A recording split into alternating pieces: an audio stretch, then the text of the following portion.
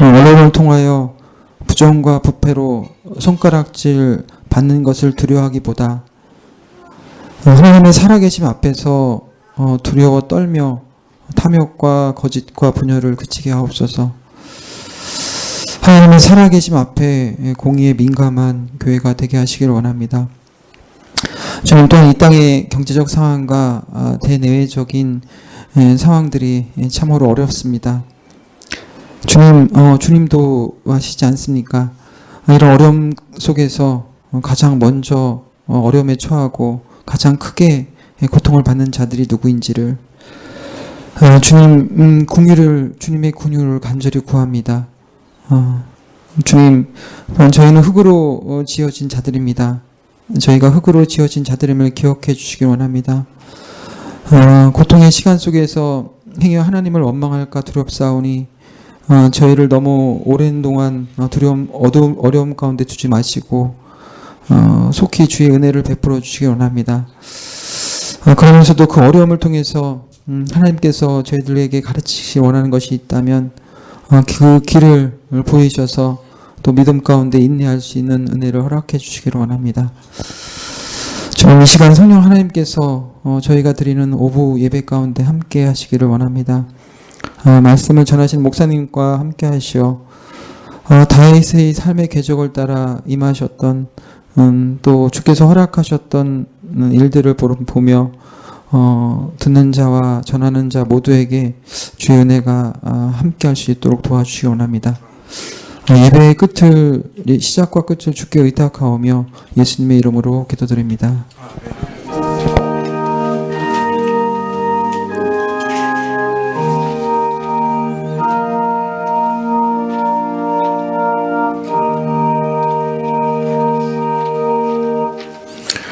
말씀은 9장 4절부터 마지막 절까지, 사무엘하 9장 4절부터 마지막 절까지입니다. 사무엘하 9장 4절부터 마지막 절까지 구약 476쪽인데요. 한 절씩 교독하시면 좋겠습니다. 사무엘하 9장 4절부터입니다. 왕이 저에게 묻되 그가 어디 있느냐? 시바가 왕에게 고하되 로드발 암미엘의 아들 마길의 집에 있나이다.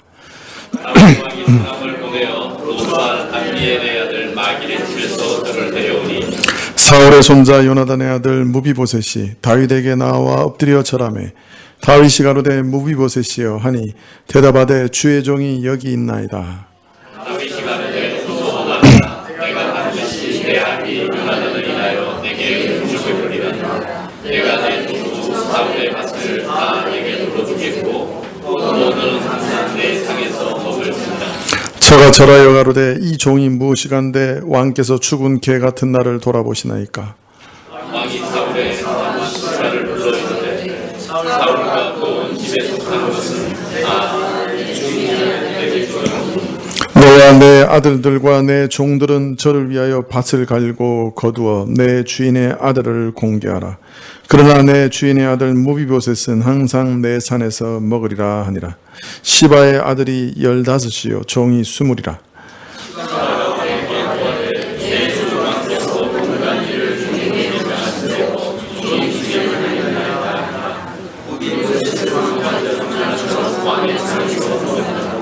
무비보셋에게 젊은 아들 하나가 있으니 이름은 미가더라. 무릇 시바의 집에 거하는 자들은 무비보셋의 종이 되니라. 무비보셋이 항상 왕의 상에서 먹으므로 예루살렘에 거하니라. 그는 두 발이 다 쩔뚝이더라. 소망무역 특성이 있겠습니다.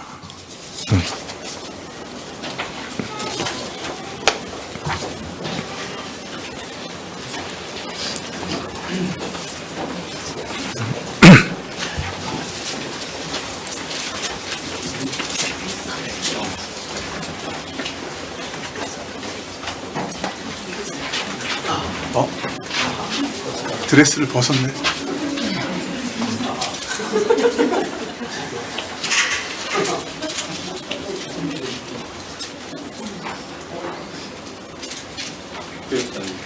차렷 경례.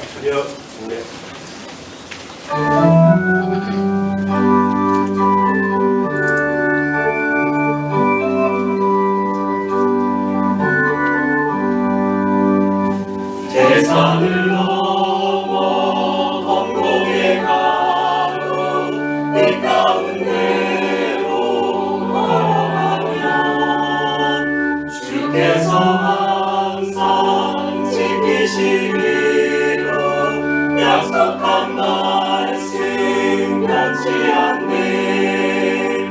하늘의 영광 하늘의 영광 나의 맘속에 자우로 넘쳐 할렐루야를 힘차게 불러 영원히 주를 찬양하리. 캄캄한 밤에 나를지라도 주께서 나를 이끄시고 나에게 밝은 빛이 되시니 길 잃어버린 원명네. 하늘의 영광 하늘의 영광 나의 맘속에 사무도 넘쳐 할렐루야를 힘차게 불러 영원히 주를 찬양하리.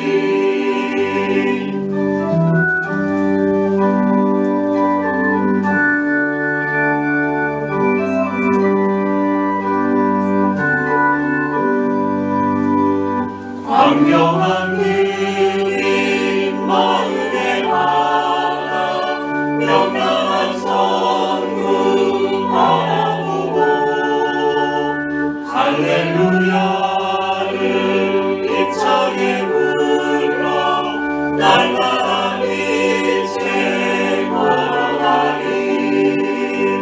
하늘의 영광 하늘의 영광 나의 맘속에 사우도 넘쳐 할렐루야를 힘차게 불러 영원히 주를 찬양하리.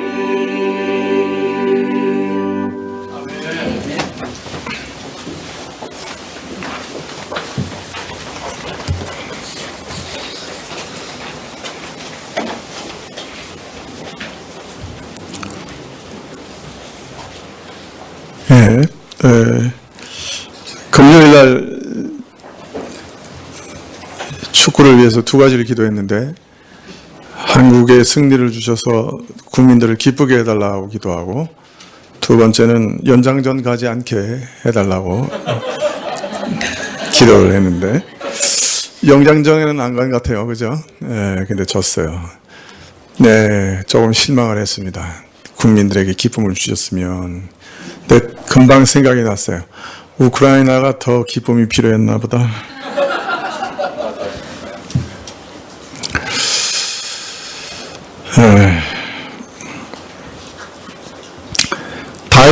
다윗 왕이 사람을 보내어 로드발 암미엘의 아들 마길의 집에서 저를 데려오니 5절부터 오늘 말씀을 좀 시작하려고 합니다. 느비보셋은 어느 날 마길의 갑작스러운 호출을 받습니다. 이상한 일이었죠. 평소에 별반 왕래가 없던 마길이 갑자기 자기를 부르다니 떨어지지 않는 발걸음을 띄어 마길의 집에 가보니 자신을 찾는 다윗 왕의 사자들이 와 있었습니다. 느비보셋은 그 순간 죽음을 직감합니다. 다윗 왕의 사자들과 주변 사람들은 다윗 왕의 호의를 말하며 왕이 호의를 베풀기 위해 자신을 찾는다고 말을 하고 있지만 느비보셋은 순간 죽음을 맞을 각오를 합니다. 그는 이미 이런 일을 진작부터 각오하고 있었던 것이죠. 다윗 왕이 온 이스라엘의 왕이 되었을 때부터 이스보셋이 암살당하고 북이스라엘 왕국이 사라진 때부터 오늘 같은 날이 오리라 각오하고 있었지요. 물론 이런 날이 오리라 각오하였지만 정말 이렇게 다윗이 자신을 찾아내고 자신을 예루살렘으로 호출하고 사람들이 그를 찾아오자 그는 온몸이 무너져 내리는 것 같은 충격을 받습니다. 그리고 자신은 이렇게 죽게 된다면 자신의 어린 자식은 어떻게 될까? 자식 걱정에 눈앞이 캄캄해지는 것을 경험합니다. 다윗 왕의 사자들은 자신에게 다윗 왕의 호의를 거듭 전달하고 있지만 무비보셋은 지난 왕조의 왕족들이 어떤 일을 당하는지 잘 알고 있었고 하물며 사울에게 쫓겨다니며 죽을 고생을 한 다윗 왕이 자신에게 어떤 판결을 내릴지는 예루살렘에 가보지 않아도 능히 짐작할 수 있는 일이었습니다.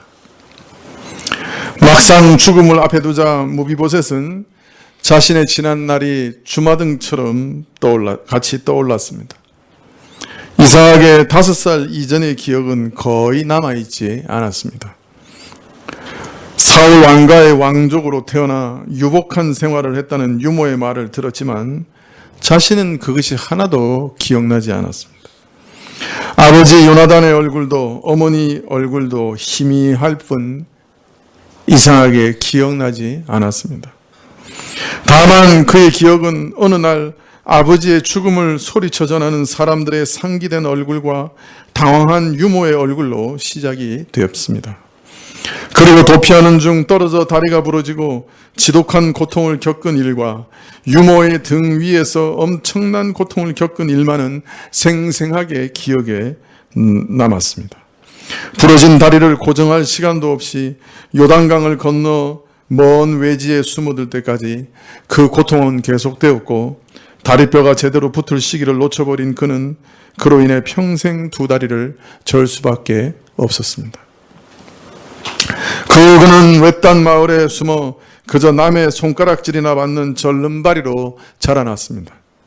사울 가문의 고귀한 혈통을 따라 난 왕손이었지만 아무도 그 사실을 몰랐습니다. 그 사실이 알려지면 목숨이 위태로워질 것이기에 자신은 자신의 신분을 철저히 숨겼고 따라서 왕족의 특권은 전혀 생각할 수도 없었습니다. 갑작스러운 도망, 끔찍한 사고, 부모 없이 고아로 버림받고 고칠 수 없는 불구자로 장래에 어떤 희망도 없이 다만 자신을 불쌍히 여긴 어떤 지방 호족 한 사람의 은밀한 도움으로 어둡고 가련한 삶을 겨우겨우 연명하고 있었습니다. 지금까지 삶은 참 비참한 삶이었고 또 한많은 삶이었습니다. 그런데 이제 그 인생마저, 한많은 인생마저 마칠 때가 되었던 것이죠.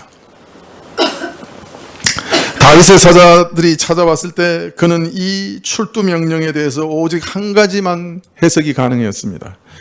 다윗이 나라 전체를 샅샅이 뒤져 남아있는 사울의 후손들, 장차 자신의 왕국의 위협이 될지도 모를 모든 요소들을 찾아내 제거하기로 마음먹은 것이었죠. 자신에게는 아무 덕도 유익도 주지 못했던 허울 좋은 왕족이라는 허명이 이제 자신의 그 비참한 삶마저 끝장내는구나. 자신에게는 어떤 영예도 소망도 유익도 주지 못하고 오직 비참과 두려움과 한과 버림받음만 안겨주었던 그 사울의 자손 왕족이라는 허울이 이제 죽음마저도 가져다 주는구나. 그는 예루살렘을 향해 나귀를 타고 가면서 허허로운 웃음 가운데 남모르게 흘러내리는 눈물을 훔쳤습니다. 예루살렘이 가까이 오면 올수록 두려움이 쉬감아 왔습니다. 각오하고 있었던 일이지만 언젠가는 당할 수밖에 없으리라 짐작하고 있었지만 떨려오는 마음은 어떻게 주체할 수가 없었습니다.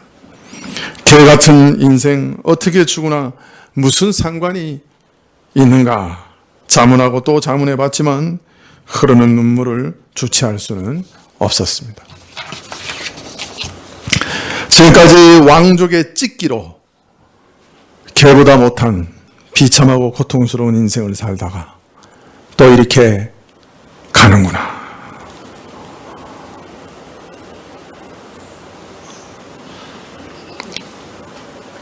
사울의 손자 요나단의 아들 무비보셋이 다윗에게 나와 엎드려 절하매 다윗이 가로되 무비보셋이여 하니 대답하되 주의 종이 여기 있나이다.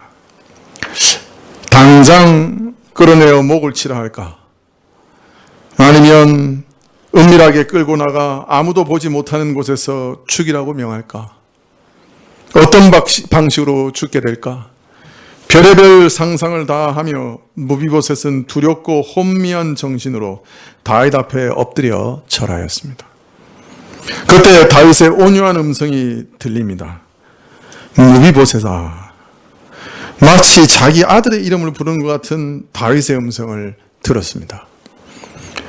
유모로부터 자신의 할아버지 사울이 얼마나 집요하게 다윗을 죽이려 했는지 어릴 적부터 듣고 자랐기 때문에 무비보셋은 다윗을 생각할 때마다 복수에 굶주려 자신을 악귀처럼 바라보는 망나니 같은 자를 상상했는데, 제가 처음 접한 다윗은 선하고 온유하였습니다. 온유하게 보였습니다. 그리고 그의 처음 말은 참으로 다정하고 또 자신을 아들처럼 그 이름을 부르는 것이었습니다. 무비보셋아. 무비보셋은 그 음성 앞에 어떤 소망을 발견하고 재빨리 응답했습니다. 보소서, 당신의 종이니이다.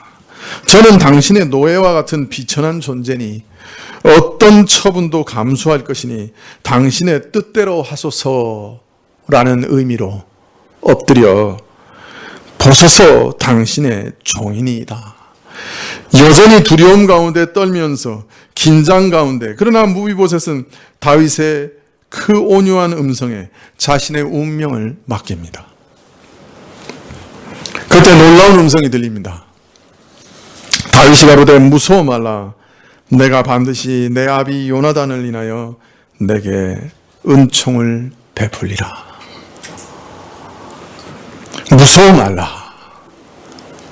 죽음의 두려움 앞에 떨고 있는 무비보셋에게 다윗은 다시금 사랑이 가득한 음성으로 위로합니다. 무서워 말라.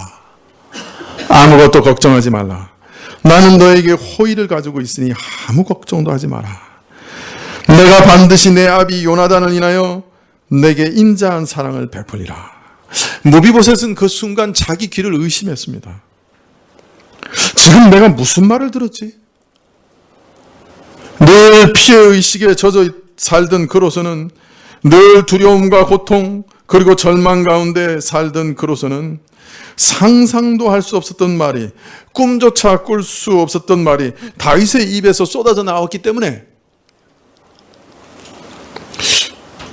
나는 너를 사랑한다. 내가 내 아비 요나단을 인하여 너를 보기 원하였고 너를 축복한다. 내가 너를 사랑하고 은총을 베풀리라.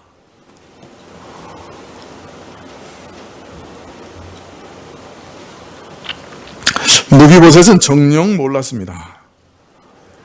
이 왕이 위급한 전쟁들을 마치자마자, 국가의 안위를 확립하자마자 바로 자신부터 찾았다는 사실을 결코 알지 못했습니다.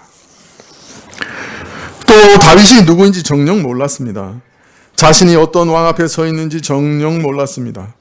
이 왕이 하나님을 얼마나 사랑하고 두려워하는지, 그래서 하나님 앞에서 약속한 요나단과의 언약을 얼마나 지키고 싶어 하는지 몰랐습니다. 아니, 그 언약을 뛰어넘어 저가 자신의 형이었던 요나단을 얼마나 그리워하고 사랑하는지, 그래서 요나단에게 자식이 있다는 소식을 듣고 저를 얼마나 보고 싶어 했는지, 다윗이 지금 그립고 그리운 요나단의 얼굴을 자신의 얼굴에서 찾으며 쏟아지는 눈물을 참고 떨리는 목소리로 자신을 부르고 있다는 사실을 무비보셋은 알 길이 없었습니다.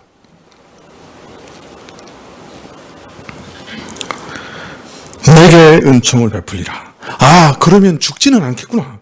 안심하는 무비보셋에게 이어지는 다윗의 말은 참으로 심장이 밖으로 나올 만큼 놀라운 말이었습니다. 내가 내 조부 사울의 밭을 다 내게 도로 주겠고 또 너는 항상 내 상에서 먹을지니라. 다윗은 요나단을 인하여 내게 은총을 베풀리라 하면서 두 가지 구체적인 약속을 합니다. 하나는 사울의 밭 전체를 그에게 돌려주겠다고 합니다. 사울의 밭은 사울 집안의 모든 재산을 의미합니다. 사울의 모든 재산을 상속하는 상속자로 세워주겠다 약속합니다. 다른 하나는 항상 다윗의 상에서 함께 식사할 것이다 라는 약속입니다. 내 상에서 먹을지니라. 이 표현은 단순히 다윗 옆에서 음식을 먹는다는 그런 의미가 아니죠. 여기서 무비보셋을 다윗의 가족의 일원으로 아들처럼 친근하게 대하겠다는 의미까지 포함되어 있는 것입니다. 아들들이 그 아버지와 먹는 상에 함께 앉히겠다는 것입니다. 다윗은 자격이 안 되는 무비보셋을 지목하여 그의 명예를 회복해 줌과 동시에 더 넓게는 나라의 일에 직접적으로 참여할 수 있는 자격을 지금 부여하고 있는 것이죠. 국정에 참여할 수 있도록 도와주는 것입니다. 이렇게 이해할 수 있는 것은 당시 왕의 식탁은 중요한 정치 현안을 긴밀하게 논의하는 장소였기 때문에 이로써 무비보셋은 자신의 잃어버린 모든 특권을 다시 돌려받게 되었던 것입니다. 왕의 아들로서 또 왕의 모든 재산을 돌려받게 된 것이죠. 그 순간 무비보셋은 알게 되었습니다. 무비보셋은 자신이 지금까지 존재한 적이 없는 특이한 왕 앞에 서 있다는 사실을 알게 되었습니다. 저에게는 자신의 조부가 가지고 있었던 편집증적인 의심이 없었습니다. 사울의 궁전에 들끓던 광적인 시기심과 질투심도 없었습니다. 사울의 통치를 특정짓던 혼란과 혼동도 없었습니다. 반대로 공평과 의, 사랑으로 충만한 통치자가 자신의 눈앞에 서 있었습니다. 그래서 그는 절하며 외칩니다. 이 종이 무엇이간데 왕께서 죽은 개 같은 나를 돌아보시나이까? 직역하면 나와 같은 죽은 개를 돌아보시나이까? 입니다. 약간 뉘앙스가 다르죠? 네. 죽은 개 같은 나를 우리 성경 번역처럼 하면 뭐가 강조되어 있는 거예요? 죽은 개 같은 나를 이라고 말하면 자기 자신이 강조되어 있는 거죠. 그런데 직역하면 어떻게 된다고요? 나와 같은 죽은 개를, 개가 방점에 있습니다. 저는 나와 같은 죽은 개라고 번역하는 것이 더 좋은 것 같이 느껴집니다. 내가 죽은 개라. 죽은 개 같은 나. 같은 말인가요? 근데 약간 뉘앙스가 다른 것 같아요. 나와 같은 죽은 개. 장애를 가지고 아무짝에도 쓸모없는, 또 사실상 다윗의 원수이기도 한 자신의 무가치함을 비하하여 고백하고 있는 것이죠. 나와 같은 죽은 개를 어찌 돌아보십니까? 다윗은 시바를 불러 후속 조처를 합니다. 사울의 전 재산을 무비보셋에게 주고 무비보셋 자신은 왕의 식탁에 참여할 것과 시바가 무비보셋의 재산을 관리하고 필요를 공급할 것을 명합니다. 그래서 다윗은 시바에게 내 주인의 아들을 공개하라고 명합니다. 여기서 아들이란 말은 무비보셋 한 개인을 의미하는 것이 아니라 아내와 자식들을 거느리고 있는 한 가족의 대표자 무비보셋을 의미한다고 보아야 할 것입니다. 이처럼 그의 가족들 역시 다윗의 배려로 청지기 시바의 공개를 받아 풍족함을 누리게 되었습니다. 한편 시바는 아들이 15, 종이 20이라는 언급에서 나오는 것처럼 가세가 매우 흥하여 능히 무비보셋의 가족을 부양할 수 있음을 짐작할 수가 있습니다. 12절에 무비보셋에게는 젊은 아들 하나가 있으니 이름은 미가더라. 무릇 시바의 집에 거하는 자들은 무비보셋의 종이 되니라. 여기서 무비보셋의 아들이 언급된 것은 요나단의 집이 무비보셋으로 인해 끝나지 않고 그의 아들로 계속 가계가 이어지게 될 것을 암시하는 것입니다. 본서 저자는 요나단과의 언약 아래 다윗이 베푼 은혜가 무비보셋에게 그치지 않고 그 아들들을 통해 지속적으로 이어질 것을 암시하고 있는 것이죠. 그래서 역대상 8장 35절부터 40절을 보면 무비보셋의 아들 미가의 자손들이 매우 왕성하게 번성해 나간 것을 확인할 수 있습니다. 시간도 좀 있으니까 역대상 8장 35절부터 한번 볼까요?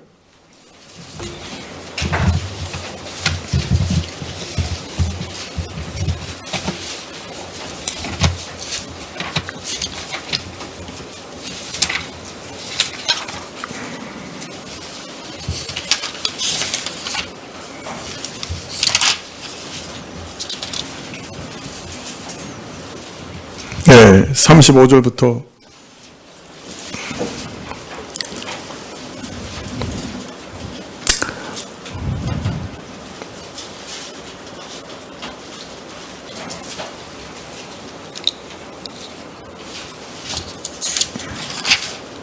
누가 한번 읽어주시겠습니까?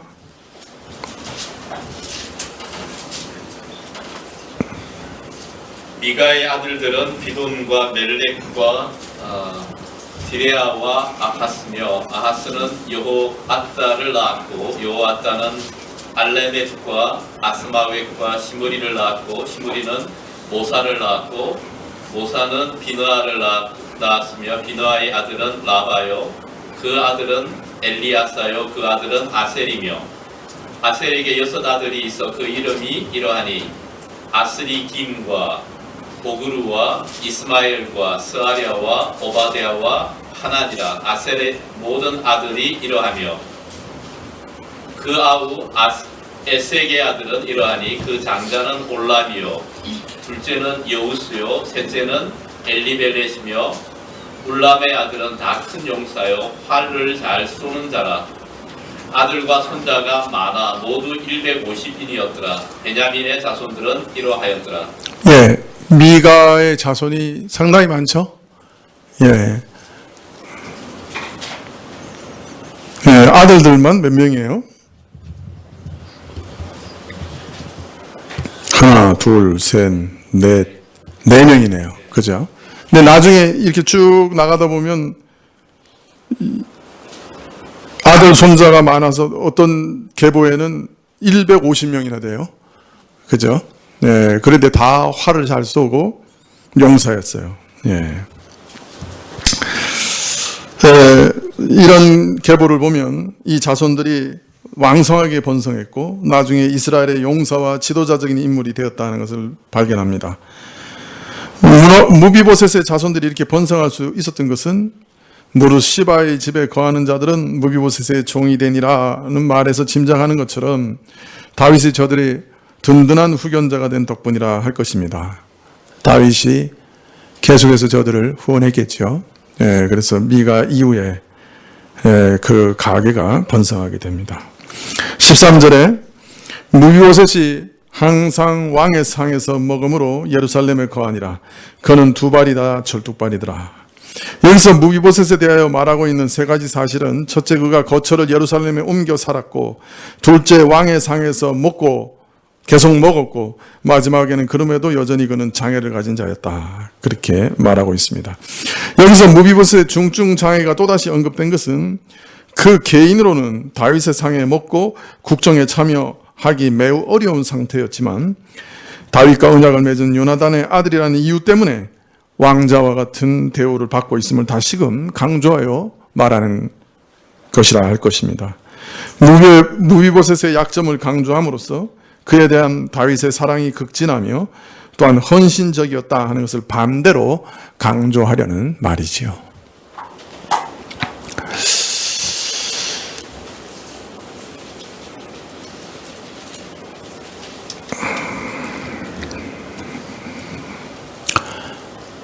어떻습니까? 지금까지 한 적이 없는 시도를 해봤는데 성경을 가지고 소설을 한번 써봤습니다. 소설가로서의 자질이 있습니까? 예. 있으면 안 되는데. 성경은 소설이 아닌데. 그러나 무비보셋이 분명히 두려워했기 때문에 그의 심리 상태가 다윗을 만나기 전까지는 매우 불안정했던 것은 분명합니다.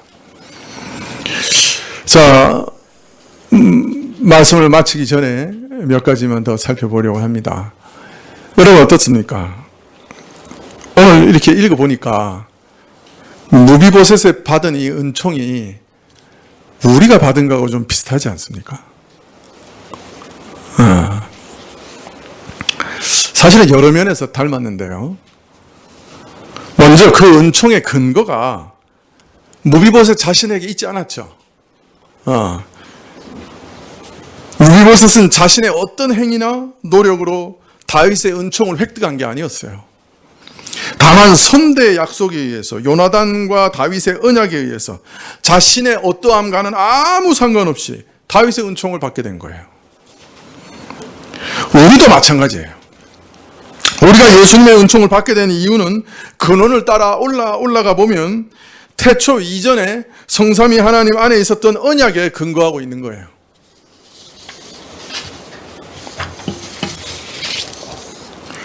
시간도 공간도 물질도 존재하기 전에 성삼위 하나님 안에는 평화의 의논이 있었다. 구원의 언약이 있었다. 학자들은 그렇게 생각합니다. 이 의논에서 하나님께서는 모든 죄인들의 중보자라고 그 아들 예수 그리스도를 세우셨고, 아들은 죄인들을 위해 자신을 십자가에 주실 것을 계획하셨습니다. 또 아버지께서는 아들이 위하여 십자가를 진 신자들을 아들에게 줄 것을 약속하셨습니다. 그래서 아들은 저들의 머리가 될 것입니다. 이런 언약, 영원전의 선택으로 인해 우리는 오늘도 성삼위 하나님의 사랑과 은혜를 누리고 있는 것입니다. 우리 행위와는 아무 상관없어요. 우리 됨됨이와도 상관이 없어요. 우리 성격과도 상관없어요. 나와 아무 상관없이 영원전의 선택으로 인해 예수님의 값없는 은총을 선물로 받아 누리고 있는 것입니다. 무비보셋이 선대의 언약을 통해 은총을 받았던 것처럼 우리는 삼위 하나님의 영원한 언약 때문에 그 의논 가운데서 결정하신 선택 때문에 우리가 값없이 은총을 받고 있는 것입니다. 매우 닮았죠. 또 무비보셋은 영적으로 우리하고 많이 닮았어요. 영적인 측면에서. 그는 비참한 인생을 살았습니다. 그가 있던 곳도 로드발이에요. 로드발은 문자 그대로 목초지가 없는 이라는 뜻이에요. 그러니까 황무지죠. 황량한 곳이라는 것. 이 세상은 죄인들에게 로드발입니다. 그는 어릴 때 추락하여 절름발이가 되었으며 패망한 왕가의 자손으로 조상의 기업도 땅도 물려받지 못했습니다. 그는 명예도 재산도 없이 이 생에 아무 소망 없이 죽은 개처럼 주의 기름 부음 받은 왕의 얼굴을 피하여 도망치고 있었습니다. 우리도 마찬가지입니다. 본래 다 죽은 개와 같은 존재였습니다. 적어도 하나님 앞에서는 그랬습니다. 우리는 하나님 앞에 설 수 없는 존재였습니다. 아니 죽어 마땅한 자들이었습니다. 아니 영적으로 죽어 있었습니다. 우리는 죄로 인해 사단에 속해 있었고 사단의 지배 아래 있었고 사단을 쫓아 하나님을 대적하고 하나님의 원수였습니다. 그리하여 우리는 하나님을 생각하면 늘 두려웠습니다. 하나님의 심판을 두려워해야 했습니다. 죽음을 생각하면 늘 두려워했습니다. 죽음과 함께 하나님의 심판을 두려워하고 있었습니다. 죽은 개였습니다.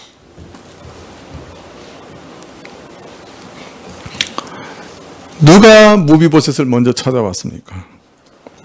하나님의 기름 부음 받은 자 다윗이 먼저 찾았습니다. 왜 찾았습니까? 요나단과 맺은 언약 때문에 은총을 베풀려고 찾아왔습니다. 다윗 입장에서 보면 무비보셋은 원수의 손자여 다윗 왕조의 입장에서 본다면 죄인이었습니다.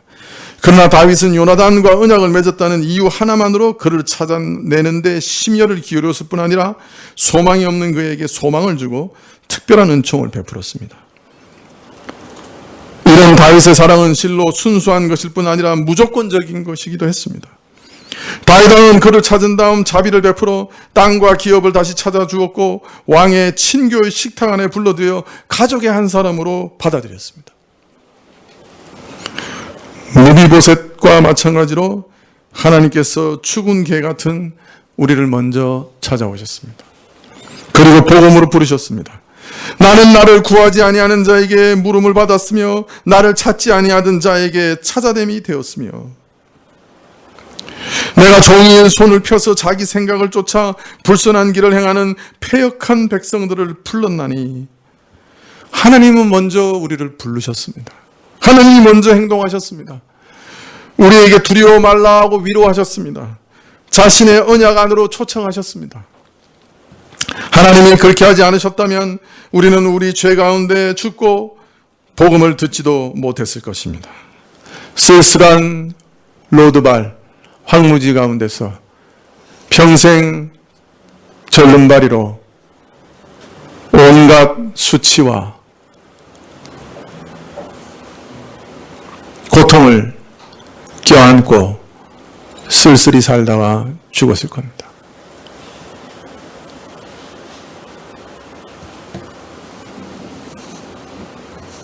하나님은 당신의 독생자의 피로써 우리 모든 죄를 사하시고 우리를 심판에서 건져내셨습니다. 형벌에서 건져내실 뿐 아니라 죄로 말미암아 잃어버렸던 모든 것을 다시 회복시켜 주셨습니다. 당신의 자녀로 삼으셨습니다. 당신의 상에 먹고 마실 수 있는 특권을 주셨습니다. 하나님 나라의 잔치에 참여하게 하셨습니다. 오늘도 하나님 우편에 앉게 하셨습니다. 오늘도 하나님 우편에서 기도하며 하나님의 회의에 참석하게 하셨습니다.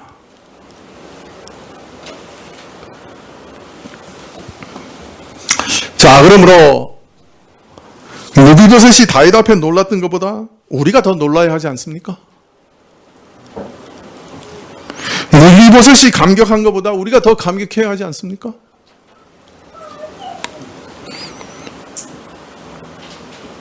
만일 우리가 참으로 무비보셋 같은 자요, 우리가 받은 은총이 다윗과는 비교할 수 없는 영원한 하나님의 은총임을 깨달았다고 하면 우리가 더 놀라야 되겠지요. 감격하여 하루하루를 살아야 되겠죠. 사람이 무엇이간데 주께서 저를 생각하시며 인자가 무엇이간데 주께서 저를 권고하시나이까. 다윗의 노래가 우리의 노래가 되어야 되겠지요.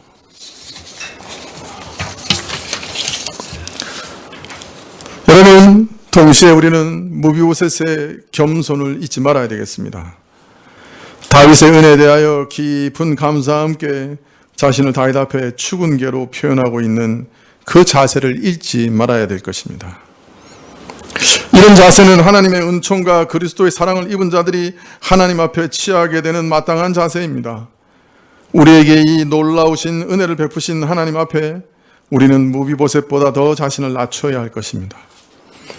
그리고 우리의 구원이 결코 우리의 공로에 있지 아니함을 날마다 고백해야 할 것입니다. 죽은 개를 돌아보신 하나님, 이 모든 것이 주의 은총이요 주의 한없는 은혜입니다.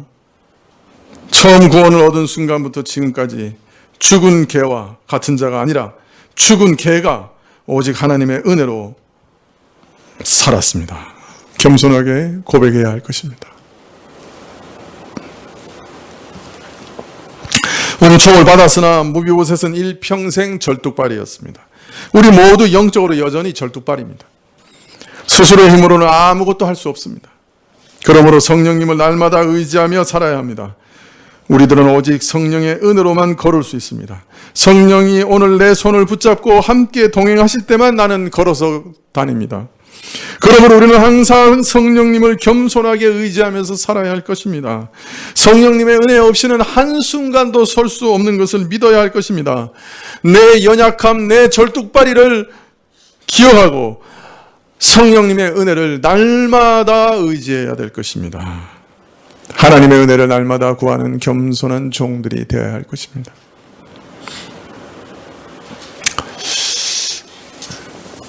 젊었을 때 성경을 읽었을 때는 다윗이 좋았습니다. 그래서 다윗이 되게 해주십시오 기도했습니다. 최근에 성경을 읽을 때는 기도가 달라졌습니다. 무비보셋이 좋사옵니다. 무비보셋이 좋습니다. 값없이 주시는 은총이 좋습니다. 그리고 또 기도하게 됩니다. 하나님, 참 죽은 개와 방불합니다. 제 모습이 죽은 개입니다. 그러나 하나님의 은총이 저를 떠나지 않는 줄 믿습니다. 본 모습은 죽은 개이지만 하나님의 아들의 지위를 얻었고 하나님의 잔치에 여전히 참석합니다. 감사합니다. 그렇게 기도하게 됩니다. 마지막으로 우리가 하나님으로부터 받은 이 무조건적인 사랑을 이제는 어떻게 해야 되겠습니까? 우리도 주변의 사람들에게 흘려보내야 될 것입니다. 하나님의 사랑은 우리의 어떤 신실함에 관계없지요. 심지어 우리의 죄악과도 관계없지요. 일양 미쁘신 사랑이지요. 우리가 죄를 지으면 그 사랑을 잠시 누리지 못할 뿐이지요.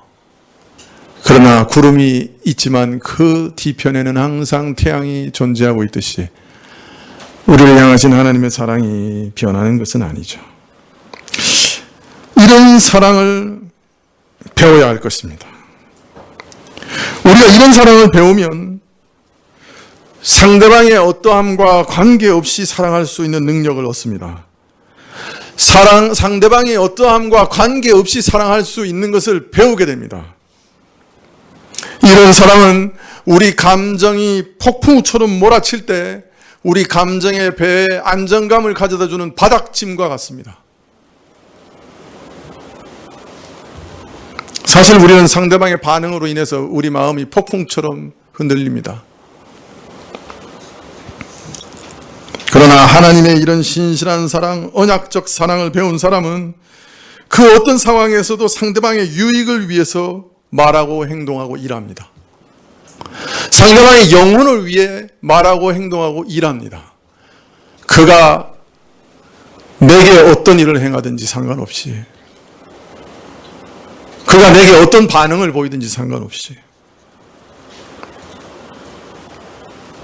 사회적 편견도 개의치 않습니다. 장애, 불편, 경쟁, 가치가 있는가 없는가, 역기능이 있느냐 없느냐 개의치 않습니다.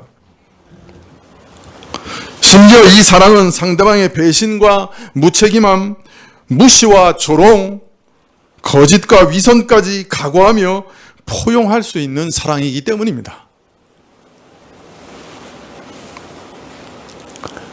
여러분, 무비보셋이 이런 사랑을 받았으니까 다윗하고 오래오래 행복하게 살았더라 이렇게 끝이 나는 것이 드라마죠. 나중에 가보십시오. 무비보셋이 다윗에게 어떻게 반응을 했는가. 다윗이 압살롬한테 쫓겨갈 때 무비보셋의 반응이 나옵니다. 조금 있다가. 이런 사랑을 베풀면 오래오래 함께 행복했더라. 그거는 드라마에만 나오는 얘기입니다. 이런 사랑을 베풀어도 사람은 배신 때리는 것입니다. 이게 사람이에요. 그런데 하나님의 언약적 사랑을 아는 사람은 그 배신까지도 각오하는 겁니다. 나중에 보면 다윗은 그 배신까지도 뛰어넘습니다. 놀랍습니다. 그는 언약적 사랑이 뭔지 알았습니다. 상대방이 비난해도 조소해도 상대방이 무시해도 뛰어넘습니다. 이게 하나님의 언약적 사랑을 아는 사람들의 태도입니다.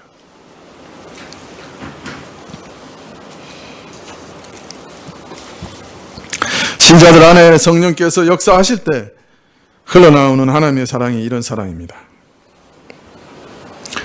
여러분, 이런 언약적 사랑을 내가 내 모든 주변의 사람들에게 흘려줄 수 있도록 성령님의 도우심을 구하십시다. 우리가 먼저 이 하나님의 사랑에 잠기고 이 하나님의 사랑을 배웁시다. 그리고 우리도 우리 이웃에게 이런 언약적 사랑을 베풀 수 있도록 성령님께 도움을 구하십시다. 심지어 원수까지 사랑할 수 있도록 우리는 부르심을 받았기 때문에 우리는 모든 사람들에게 이 사랑을 보여줄 의무가 있습니다. 이것이 하나님께서 죽은 개 같은 우리를 자신의 아들로 부르신 이유입니다. 우리도 그 사랑을 이웃에게 베풀게 하시는 것. 그것 때문에 우리를 부르셨습니다. 기도하시겠습니다.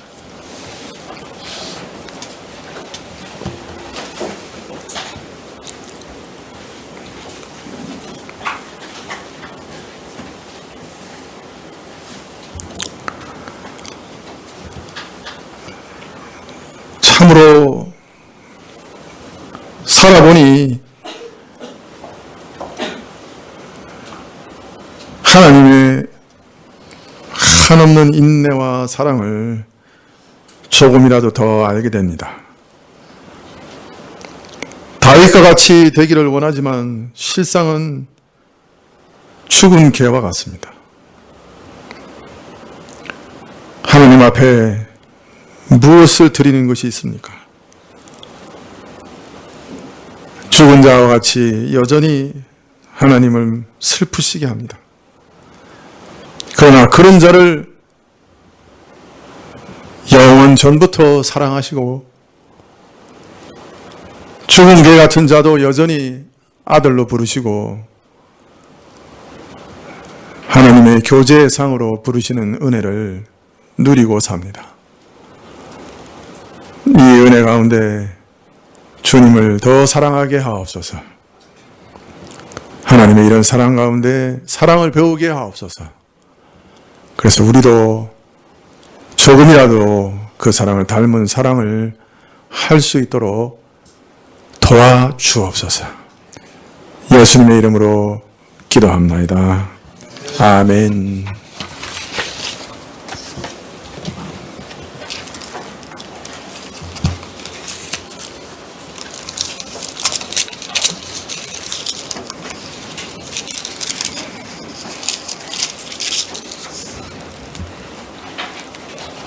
네, 412장 완성하시겠습니다.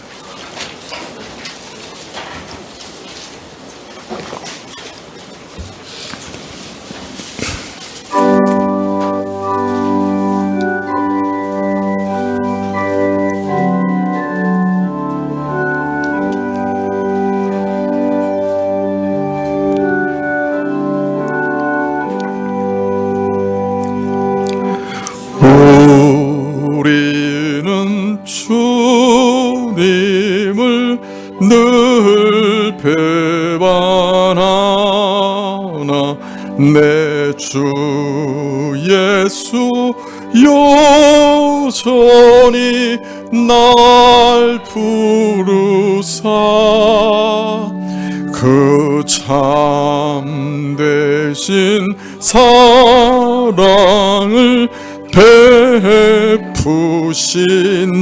베푸시나니 내 형제여 주님을 곧 따르라. 주 널 위해 비네 주 널 위해 피네 주 널 위해 피네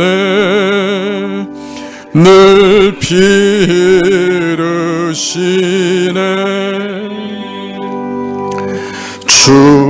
주께서 풍성한 은사를 내려 내 영혼이 나날이 복받으니 주 예수를 그대도 구주로 섬겨 곧 따르면 풍성한 복 받겠네 주 널 위해 피네 주 널 위해 피네 주 널 위해 피네 늘 피르시네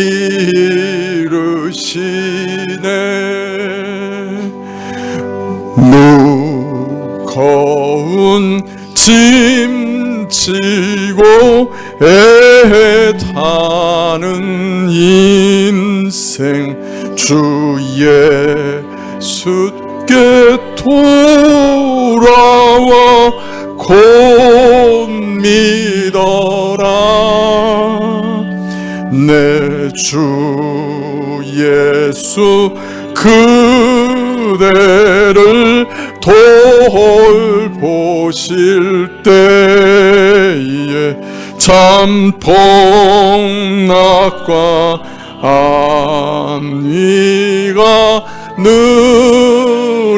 있겠네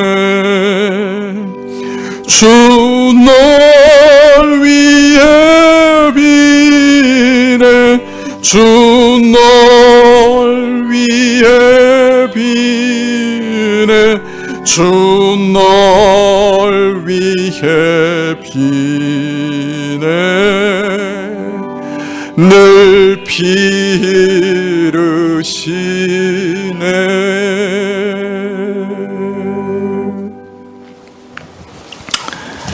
네, 주일임으로 예배를 마친 후에 몇 가지 위해서 기도해 주십시오. 특별히 이 나라의 위정자들을 위해서 기도해 주시면 좋겠습니다. 참 사면에서 우겨쌈을 당하는 것 같은 그런 상황이라 참 위정자들에게 지혜가 또 용기와 능력이 필요한 때입니다. 하나님께서 우리 위정자들을 불쌍히 여기시고 지혜와 능력을 주시도록 위해서 기도해 주십시오. 네. 이 민족교회가 다시금 기도하는 교회가 될 수 있도록 위해서 기도해 주십시오. 참 나라와 민족을 위해 또 교회를 위해 또 스스로의 영혼을 위해 기도할 수 있는 교회가 될 수 있도록 위해서 기도해 주시기를 바랍니다. 우리 시영이가 또 새로운 그 상담을 좀 받기를 원하는데요. 상담 선생님하고 아주 좋은 관계를 맺고 마음에 혹 어려운 점이 있다면 잘 풀어줘서 어려움을 능히 이길 수 있도록 또 말씀을 공부하고 있는데 말씀 속에서 믿음이 날마다 커갈 수 있도록 위해서 기도해 주시면 고맙겠습니다. 세 가지 기도 제목 가지고 기도해 주십시오. 예, 주님 가르치신 기도로 예배를 마치겠습니다. 하늘에 계신 우리 아버지시여 이름이 거룩히 여김을 받으시오며 나라의 임하옵시며 뜻이 하늘에서 이룬 것 같이 땅에서도 이루어지이다. 오늘날 우리에게 일용할 양식을 주옵시고 우리가 우리에게 죄 지은 자를 사하여 준 것 같이 우리 죄를 사하여 주옵시고 우리를 시험에 들게 하지 마옵시고 다만 악에서 구하옵소서.